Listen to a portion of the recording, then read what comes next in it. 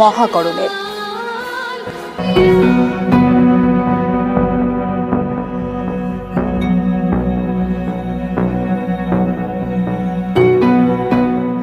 বৃহস্পতিবার সকাল প্রয়াত বুদ্ধদেব ভট্টাচার্য পাম অ্যাভিনিউয়ের ফ্ল্যাটেই শেষ নিঃশ্বাস ত্যাগ।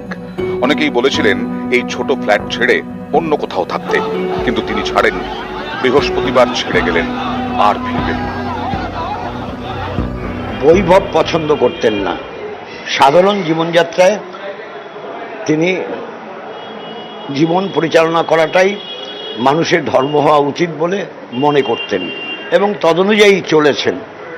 যেই ঘরে থাকতেন পাম এভিনিউ, সেই ঘর পরিবর্তন করার জন্য আমাদের বর্ষিয়ান নেতা কমরেড জ্যোতি বসু তিনি বলেছেন না আমি ভালোই আছি। কমিউনিস্টের জীবন এরকমই হয় যেরকম উনি জীবনযাপন করতেন।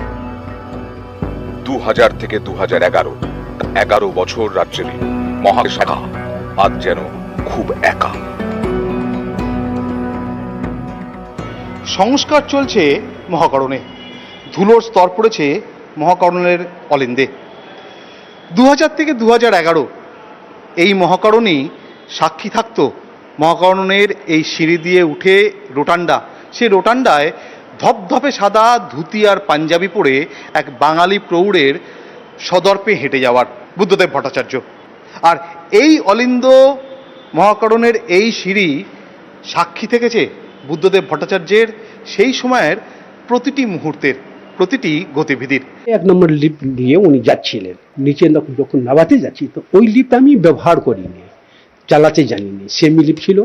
3বার আমি যখন দেখছি তা আমাকে উনি দেখছেন, আমরা স্যার লিফট যাচ্ছে নি, তা ঠিক আছে ছেড়ে দাও, যাচ্ছে না, আমি হেঁটে চলে যাচ্ছি। আমরা বামফ্রন্টের মধ্যে ছিলাম, কিন্তু উনি সিপিএম, আমি ফরওয়ার্ড ব্লক।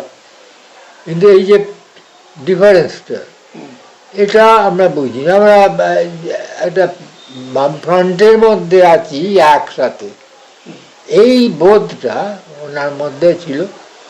আমারও খুব ভালো লাগতো, আমি সেইভাবেই আলোচনা করতাম। 2011 সালে রাজ্যে পালা বদল, তখন পুরো সময়টাই আলিমুদ্দিনে। বই পড়তেন, দলের কাজ করতেন।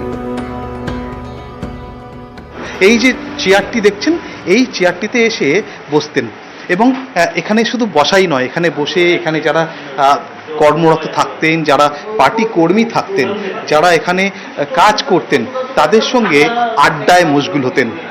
দাবি বলতে থাকতো একটা লাল চা বা একটা ব্ল্যাক কফি। বন্ধু হারালেন কি? হ্যাঁ, কাজের একসঙ্গে কাজ করেছি, তাই তো হবেই, দীর্ঘদিনের সম্পর্ক ছিল। আমরা নিজের বন্ধুদের মতন, আমার কমরেডের মতন, আবার নেতার মতন 3 রকমের দেখেছি। গল্প, আড্ডা, রাজনীতি সব কিছুই একসঙ্গেই আমরা ডিল করে।